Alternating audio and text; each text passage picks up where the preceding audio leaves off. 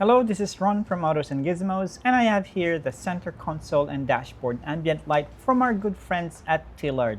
This will fit Tesla Model 3 or Y model years from 2021 to 2023, so basically the non-Juniper and non-Highland models. You can get this from the Tlyard website. Check out the product link in the video. And at the time of filming this video, it costs $76 for the basic set, which includes the ambient light for the dashboard and the center console. But if you want to step up your ambient light game, you can get the full set for $96, which also includes all 4 footwells.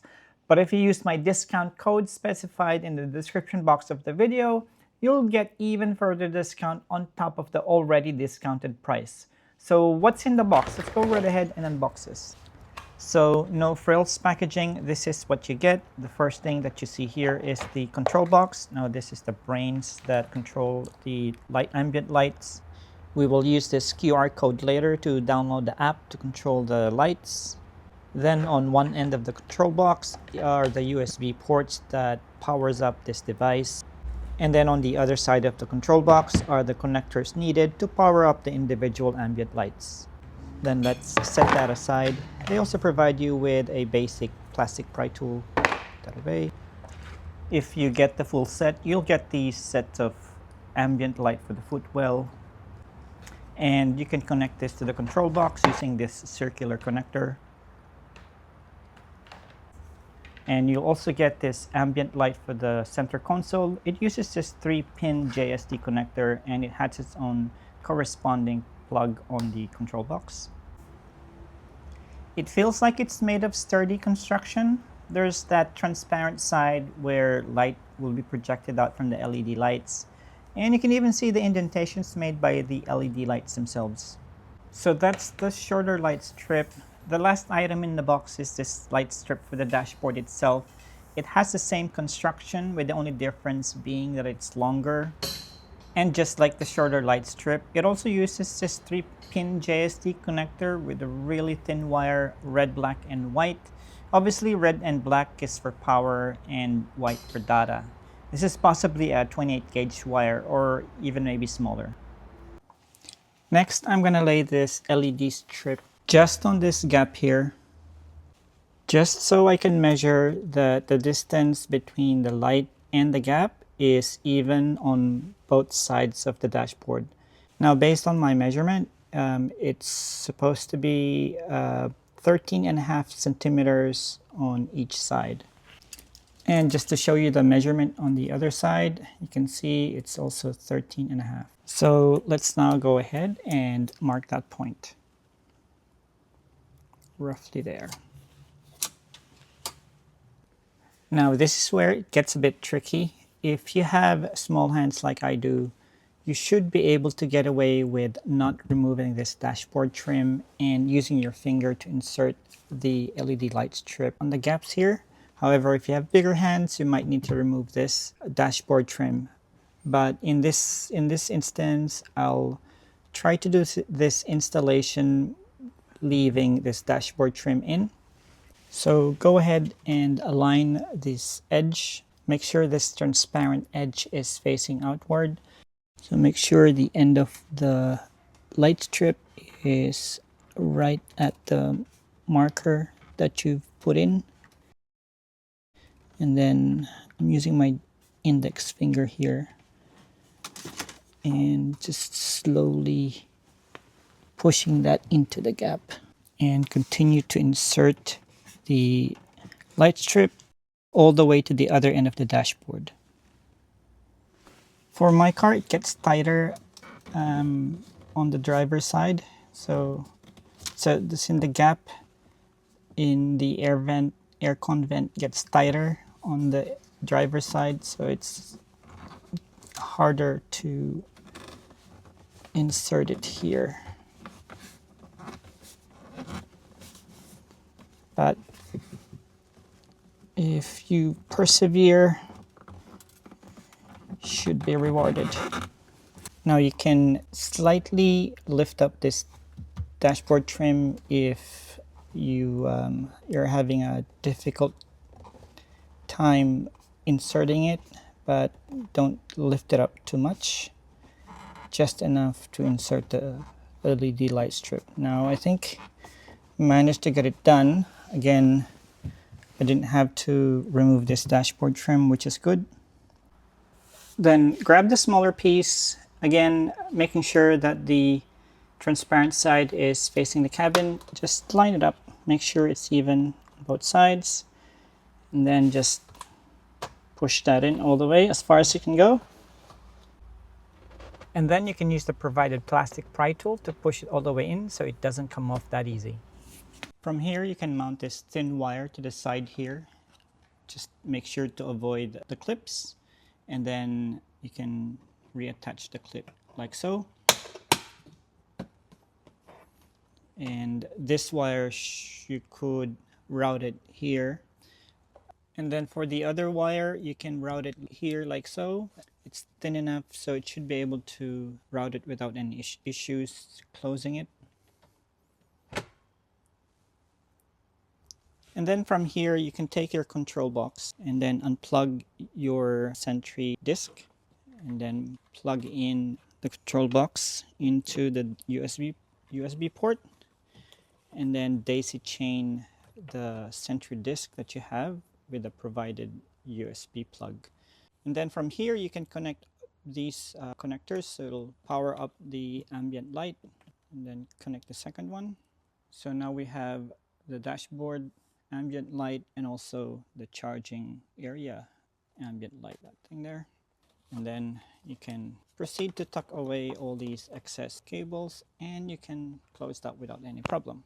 Now the issue I have with this approach is that I'm taking the USB connection from the Glovebox, passing it through this control box, and then having the USB or Sentry disc plugged into this extension USB port. Now I'm not comfortable with that. I'd rather have this USB disc connect directly into the port, because if something goes wrong with all these extra wiring harness, then I might lose data on my Sentry footage. So an alternative for me is to leave this USB port dedicated for my Sentry disc. So leave that there, because this is critical. I don't want to interfere with this. And let's just unplug this, and let's just take that away.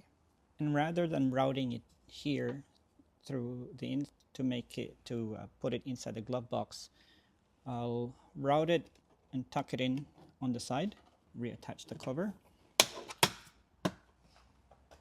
and likewise take this other wire, and then let's close that up, and then proceed to tuck that on the side here.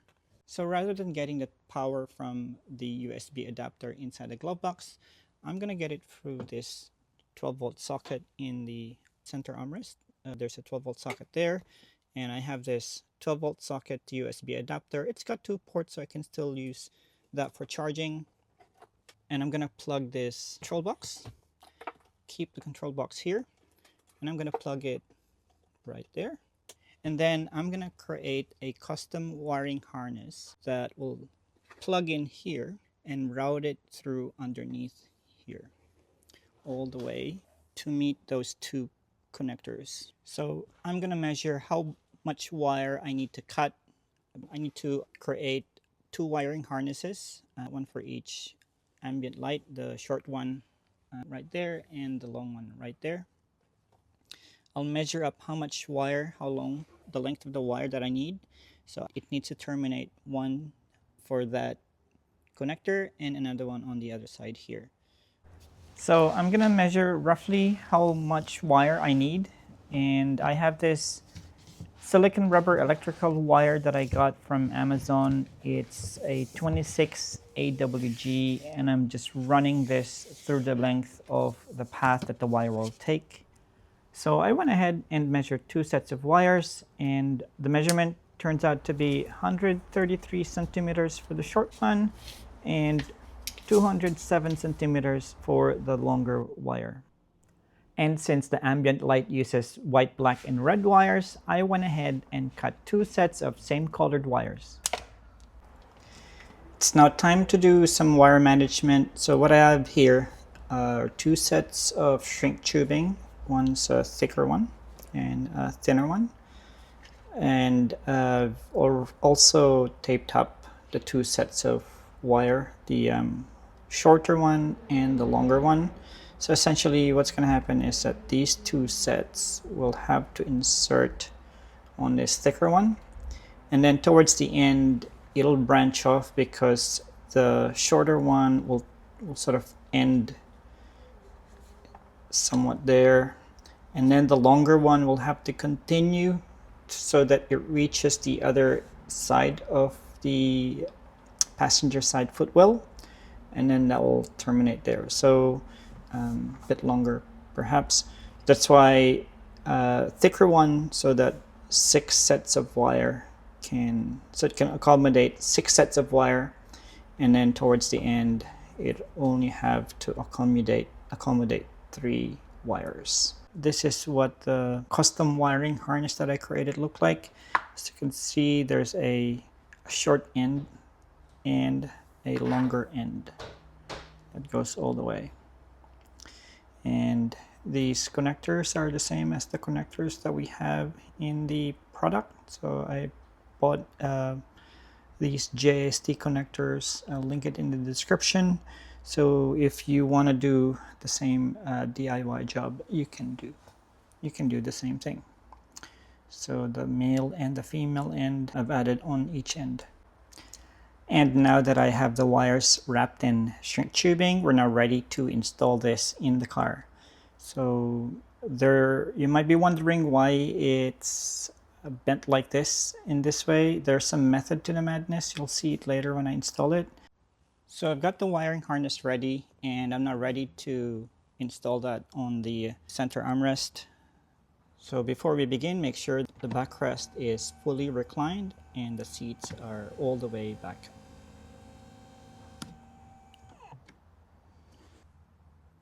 Then open up the center armrest, and then using the provided plastic pry tool, just insert it right in the middle. And then rather than prying it open like this, especially if you're doing this for the first time, this is going to be tough. Well, at least for my case, I find it easier if I twist it. And then I'm going to grab the wiring harness, and then I'm just going to tuck that in there. And the reason why it's meant like that is so that it will sit nice and follow the contour of the actual armrest. So once the cable is nicely tucked away there, just go ahead and push this in. And then from here, we're just gonna tuck this underneath this trim. There's enough space to hide this wiring harness. And then just continue tucking this wire underneath all the way throughout the length of this trim to that corner. And then we meet that first junction point. Just connect that connector. And then continue tucking this wiring harness all throughout the side. If it's a bit too tight, you can push the carpet trim to give you more room to tuck in the wire. And then likewise, when you reach this corner, just tuck it in. And then let's go ahead and connect this other connector. And then route it underneath. If you want to tuck in this connector, make sure you press the carpet trim so it goes in all the way. And then we have the wires completely hidden. Tuck in the excess wire. Tuck in that excess wire. And then finally attach these connectors, and we should see the ambient light up. Then make sure the control box is neatly tucked away there. Then close the center armrest. And there you have it, the cabin LED light strip fully installed on the Tesla Model Y. And when you're done installing the ambient light, you can now go ahead and install the app so you can control the behavior of these lights. You can either scan this QR code that's in the control box, but it requires you to click a few links on an unknown website. So instead of doing that, head straight into either App Store or the Google Play Store and search for this app called Bled IM2. And then you should see that app and go right ahead and download this app. Once it's downloaded, go right ahead and launch it. And when prompted, allow it to use Bluetooth. Once you have the app downloaded, go right ahead and start it up, and it should prompt you to search for a Bluetooth device. So in this case, just go right ahead and tap the magnifying glass icon. You should see an app or a Bluetooth device called LED Chase. So just go right ahead and tap that. It'll start to connect. And then from here, you'll have a list of options and colors to choose from.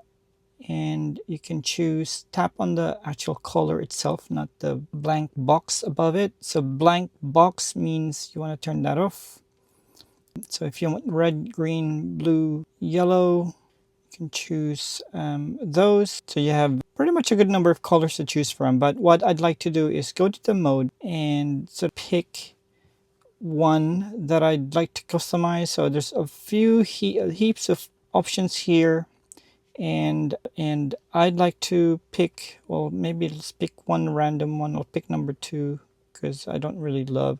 So let's say, for example, if you pick number 2, you see you have an on-off pattern. As you can see here, the lights will just sort of toggle between all the colors that you've picked. And not sure whether, well, that's not my cup of tea. That's probably going to be very distracting while you're driving. So I kind of like this option where it sort of gradually switches from one color to the next. But also, rather than having a lot of colors, I choose to just have maybe preferred one. Definitely blue. I like blue because my car is blue. And then just untick all the other colors that I don't like. Maybe dark blue and teal, and maybe a green one. Get rid of the white. So have that gradual transition between these 3 colors. And I'll say set top becomes my favorite. And rather than having full brightness, I'm gonna adjust the brightness, which doesn't do anything. Nope, because I have not selected that mode yet. So I'm gonna pick that. And then brightness, I can adjust the brightness. I don't want it too bright, sort of that. And then the color changes, I don't want it too quick, so maybe just a gradual speed there. So right now you can see it's green. If I want to add a bit of more color, maybe I don't want green, maybe I'll choose red. So I've got, and set that up. So once you made the changes, you have to tap it and set that as a favorite.